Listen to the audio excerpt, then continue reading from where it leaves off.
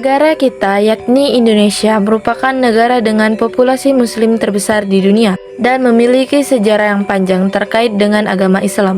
Memahami bagaimana Islam masuk dan berkembangnya di Indonesia menjadi pengetahuan penting untuk memahami budaya dan masyarakat Indonesia saat ini. Islam masuk ke Indonesia secara damai melalui jalur perdagangan dan hubungan sosial budaya, lalu berkembang dengan kuat melalui dakwah, pendidikan, dan peran kerajaan-kerajaan Islam. Hingga kini, Islam menjadi agama mayoritas di Indonesia dan sangat mempengaruhi budaya serta kehidupan masyarakat. Islam masuk ke Indonesia melalui 4 teori, yaitu 1.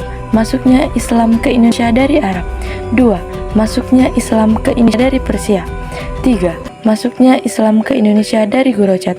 4. Masuknya Islam ke Indonesia dari Banggala. Berikut adalah penjelasan 4 teori utama tentang masuk dan berkembangnya Islam di Indonesia. Masuknya agama Islam ke Indonesia dari Arab. 1. Masuknya Islam. Islam pertama kali masuk ke Indonesia sekitar abad ke-7 hingga ke-13 Masehi. Salah satu teori utama menyebut bahwa Islam dibawa langsung dari Arab Timur Tengah, terutama oleh para pedagang dari Mekah dan Hadramaut Yaman. 2. Jalur penyebaran. Jalur perdagangan. Pedagang Arab berlayar ke wilayah Asia Tenggara melalui jalur laut, membawa barang dagangan dan sekaligus menyebarkan agama Islam. Jalur dakwah dan perkawinan. Para pedagang juga menikah dengan penduduk lokal, memperkenalkan ajaran Islam secara damai dan bertahap. Para ulama dan mubalik. Banyak ulama dari Arab datang untuk berdakwah dan mendirikan pusat-pusat keislaman. 3. Bukti historis. Catatan dari pedagang dan pelaut Tiongkok serta Arab menyebutkan adanya komunitas Muslim di pesisir Sumatera pada abad ke-7. Nisan Fatimah binti Maimun 1082 Masehi di Lerat, Gresik adalah salah satu bukti arkeologis awal keberadaan Islam. 4. Kerajaan Islam awal. Samudra Pasai, Aceh. Kerajaan Islam pertama di Indonesia abad ke-13. Kerajaan ini menjalin hubungan dagang dengan keagamaan dengan Timur Tengah. 5. Karakter penyebaran. Penyebaran Islam di Indonesia berlangsung secara damai, akulturatif, dan bertahap, tidak melalui penaklukan militer. Masuknya Islam ke Indonesia dari Persia. 1. Latar belakang selain dari Arab, Islam juga masuk ke Indonesia melalui pengaruh kebudayaan Persia, Iran. Persia saat itu merupakan pusat peradaban Islam yang maju dalam bidang ilmu pengetahuan, tasawuf, sufisme, dan seni budaya.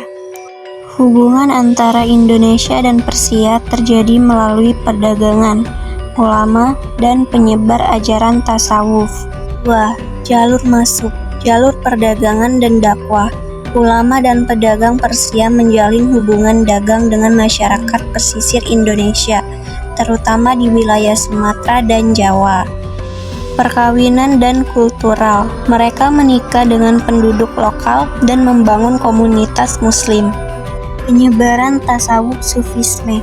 Ajaran tasawuf dari Persia sangat berpengaruh dalam penyebaran Islam di Indonesia karena sesuai dengan budaya lokal yang spiritual dan damai. 3. Bukti pengaruh Persia ajaran tarekat. Banyak tarekat sufistik di Indonesia, seperti Naqsyabandiyah memiliki akar dari Persia. Upacara dan budaya Islam. Tradisi seperti tabwik di Sumatera Barat untuk memperingati Asyura berasal dari tradisi Syiah Persia. Sistem kalender. Pengaruh kalender Hijriah dari Persia termasuk penggunaan penanggalan Islam dalam kehidupan masyarakat. Arsitektur dan seni kaligrafi. Masjid dan makam tua di Indonesia menunjukkan pengaruh gaya Persia. 4. Tokoh-tokoh ulama Persia dikenal ikut menyebarkan Islam melalui dakwah dan pendidikan di pesantren awal. Beberapa wali songo juga diyakini mendapatkan pengaruh ajaran sufisme dari Persia. 5. Karakter penyebaran damai dan kultural. Penyebaran Islam bercorak Persia berlangsung damai lewat pendekatan budaya dan spiritual. Masuknya Islam ke Indonesia dari Gujarat, India. 1. Latar belakang. Gujarat terletak di pesisir barat India dan sejak abad ke-13 menjadi pusat perdagangan dan penyebaran Islam. Banyak pedagang muslim dari Gujarat berdagang ke wilayah Asia Tenggara, termasuk Indonesia. Gujarat saat itu dikuasai oleh sultan-sultan muslim dan menjadi perantara antara dunia Islam, Timur Tengah dan Asia Tenggara. 2. Jalur masuk. Perdagangan maritim. Pedagang muslim Gujarat berlayar ke pelabuhan-pelabuhan di pesisir Sumatera, Jawa, dan Kalimantan. Dakwah, selain berdagang, mereka juga menyebarkan agama Islam secara damai. Perkawinan. Terjadi perkawinan antara pedagang Gujarat dan penduduk lokal yang membantu proses Islamisasi. 3. Bukti sejarah. Batu nisan Sultan Malik Al-Saleh, Samudra Pasai bergaya khas Gujarat. Catatan sejarah dan arkeologis menunjukkan hubungan erat antara Indonesia dan Gujarat pada abad ke-13 sampai 15 Masehi.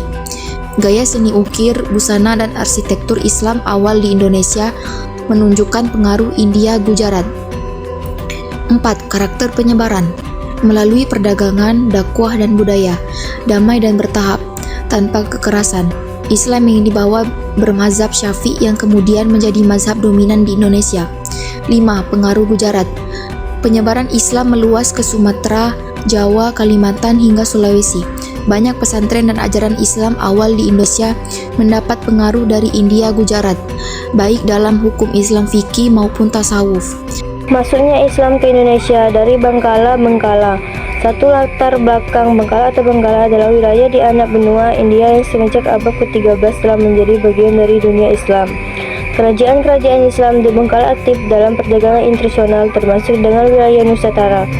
Perdagangan dan ulama dari Bengkala berperan dalam menyebar Islam ke Asia Tenggara, termasuk Indonesia. 2. Jalur masuk. Perdagangan internasional. Perdagangan Muslim dari Bengkala, perdagangan ke wilayah pesisir Sumatera dan Jawa.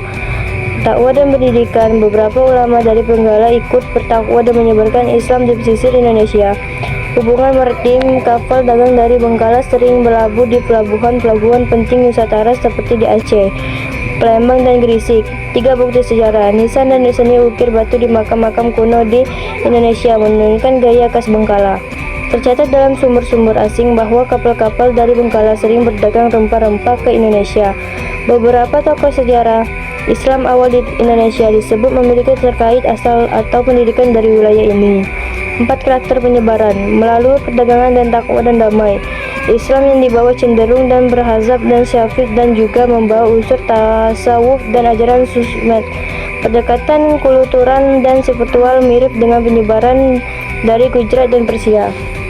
5. Pengaruh Bengkala di Indonesia. Pengaruh Bengkala tidak sebesar Arab atau Gujarat, tetapi tetap penting sebagai bagian dari jaring luas penyebaran Islam di Samudra Hindia, meninggalkan jejak dalam bentuk arsitektur, kesenian Islam, dan pola hubungan dagang. Teori masuknya Islam dari Benggala biasanya dianggap sebagai bagian dari teori India, bersama dengan Gujarat dari Malabar. Meskipun tidak sebanyak Gujarat, Benggala tetap punya kontribusi nyata dalam proses dalam Islamisasi di Indonesia.